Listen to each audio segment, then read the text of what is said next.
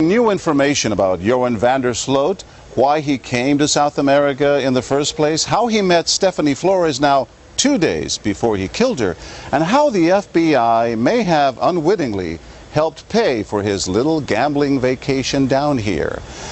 Once again, there's new surveillance video, this time from a casino in downtown Lima.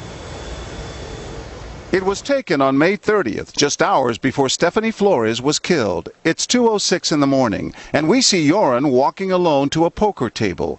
50 minutes later, the 21-year-old Stephany walks over to that same table. They shake hands, and she sits down next to him. Police say they'd met earlier that weekend. At 3 a.m., the pair is laughing and playing cards. A minute later, Joran gets up from the table, while Stephany gestures to someone across the room. At 5:12, Joran and Stephany leave the casino. She heads out first. He follows behind her. Joran walks back to the table and waits for a moment before meeting her again. Together, they walk out of the casino, and minutes later, they reach his hotel, just a few blocks away. Joran picks up his key at the front desk and leads Stephany into his room. How is it that Joran, who from all accounts was down on his luck, out of work and out of money, would wind up in Peru?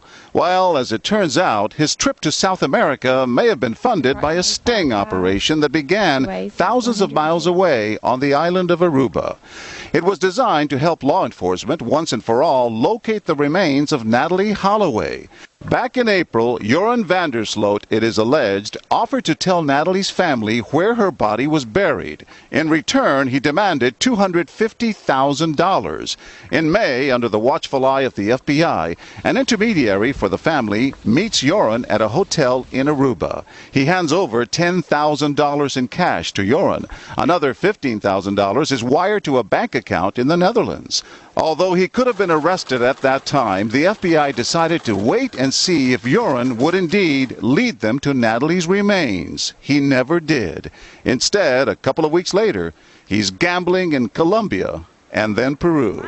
Her former girlfriend, Stephany Jimenez. Why would they send the money to a person as dangerous as they knew he was, and just let him go? Last night, the FBI issued this statement saying, "We offer our heartfelt sympathy to the Flores family." But the agency goes on to say that when Joran left Aruba, their investigation was not sufficiently developed to bring charges. Investigative reporter Peter DeVries. No, I'm not at all surprised that he took the money from the Holloway family. Joran doesn't have any considerations with victims and family of victims at all. The only thing Joran thinks of is himself. This morning, Joran sits alone in a jail cell just a few blocks from here. Police say every now and then he breaks down in tears when he recalls the events of that fateful night. We expect he will be formally charged with murder sometime this weekend. Elizabeth? All right, John, thanks so much from Peru. With more on the sting operation now, we're going to hear from Private Detective Bo Dietl. He had been working with the attorney who sat down with Joran, delivered the money, and got him on tape. Bo, good morning. Good to have you here. You were involved in investigating Sloot 2 years ago when the Holloway family filed a wrongful death suit against him. Tell me how you got involved this time around. John Kelly, the attorney that was hired by the family, hired us, and we had a team that went down, including myself, and then we did a lot of interviews down there. We found out a lot of information about Joran and about his putting roofies in drinks with young girls there, and he had quite a reputation. Then we served him when he came for your 2020, I believe, at Kennedy Airport. I personally served him at that time as we met each other, and he looked at me with eyes that I knew this guy's a bad guy. But what about this latest sting operation? Because John Kelly contacted you again with help in going down to try and videotape him? Right. Well, what happens, John Kelly gets in contact with me. Then he decides, and we decide together to call the FBI out of Alabama. They get contacted. They tell me back off. They're going to handle it. There's a meeting that takes place down in Aruba in the hotel room with John Kelly and Joran Sloot. They wired it up. They got a warrant. It's a two-party consent country down there. They got permission from the Aruban government. The Aruban government was involved. Everybody wants to pick on the FBI, but it was in Aruba where this happened. He also made incriminating statements about the demise of Natalie Holloway. And I don't want to get into the specifics, but he mentions about how she dies. He then takes John to an area. $10,000. $10,000 in cash is transmitted, $15,000 is wired to the Netherlands into his account. You have wire fraud, you have extortion, but on top of it, you have him making an incriminating statement in Aruba about the demise of Natalie. Why didn't the Aruba government, with their 180-day investigating thing, they could have popped him on that?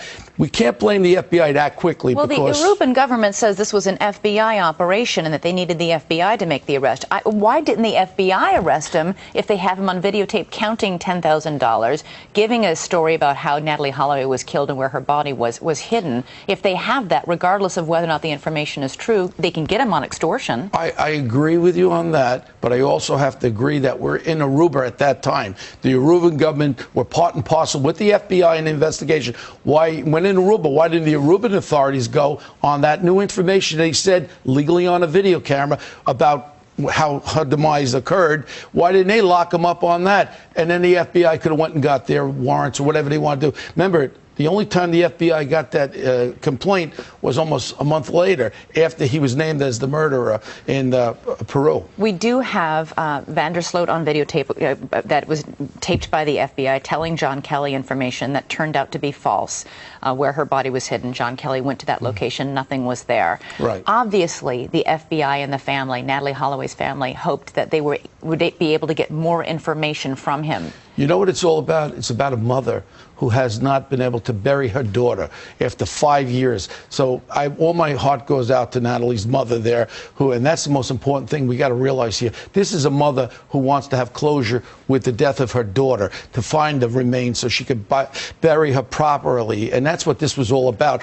And that this creep went and tried to shake down $250,000 from the Holloway family there on this. It's horrible. I met him once, and I'm telling you something. This could be a psychopathic killer that has killed other people. Remember, he was in Thailand. He was all over the world in the last 5 years. I'd like Interpol and the FBI to find out where else he visited, who else is missing, because this is a homicidal maniac. But after the exchange of money, there was no surveillance except by Aruban authorities who said, quote, we have him under a bit of surveillance. A bit. Was it a mistake for the FBI not to continue to at least follow him when he stayed around in Aruba and then left for Colombia and for Peru? Aruba's about six blocks long. I mean, it's very small. This guy's 6'5". They know who he is. My problem is, remember in the initial investigation, the police had a lot of information that was coming back to them. They didn't search the car for 2 months. That was the evidence. All right. I just condemn that the police department possibly told them, take a walk, that the FBI is here. Bo Dietl, a lot of questions being raised today about this case. Thanks so much for being here to shed some light on what happened. Thank you.